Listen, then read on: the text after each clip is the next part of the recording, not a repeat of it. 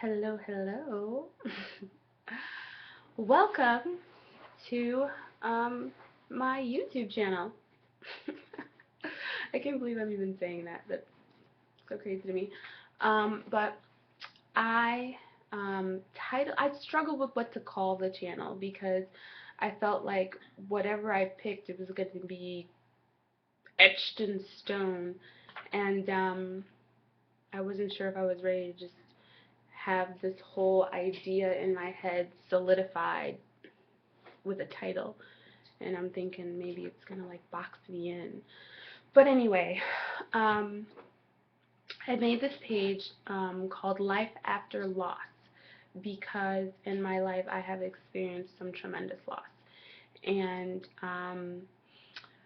I've met a lot of women along the way who also have experienced tremendous loss, and there is life after loss, and it seems simple, but being in the midst of a loss right now.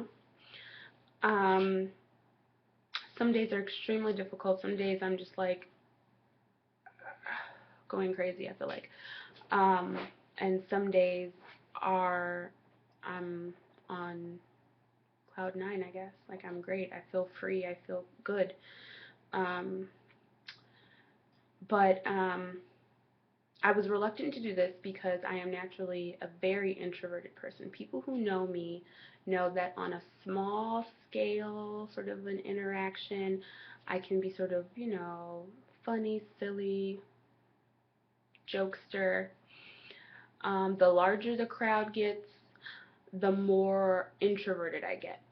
I tend to do more observation, more listening, less talking.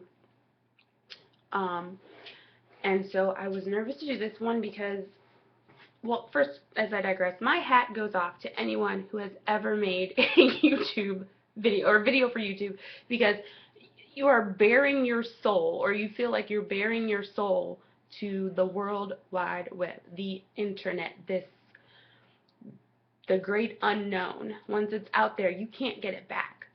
And so my hat goes off because if it weren't for some of my girlfriends, I would not have had the courage to do this. Because, um, well, to sum it up, because there's apprehension with regard to how somebody might perceive me or misinterpret what I'm saying and all of this. So, this phase in my journey, I am attacking a lot of my fears. And I guess this would be one of them. Stepping out onto a large stage with an audience I don't necessarily have any control over. I don't know how I can really set the parameters on how people are going to respond to this. People who like me, people who maybe don't like me so much. um, and people who just don't even know me, don't even care. People who don't even know me but will grow to care. So I thank anyone who's watching this. I thank you for indulging me, and I want to welcome you to watching these videos. Um, Today is a pretty good day for me. Every day has not been. I am in the midst of a divorce. Hmm. We'll get into the details of that.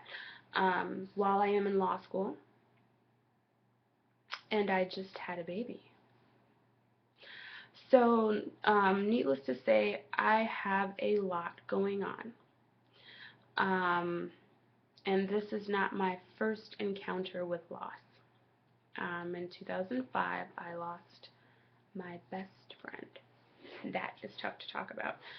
Um, I was in a car accident, and 13 reconstructive surgeries later, over, I think I was in rehab totally, maybe about a little, just, it might have been a year of physical rehab, from me using the walker to get around to being able to walk completely independently. But it was a traumatic experience. It was a great loss. Um, but we will get into all of that. Um, and I am excited to be facing a fear. I am hopeful that this can be a community because one of my girlfriends said to me, community can be so healing.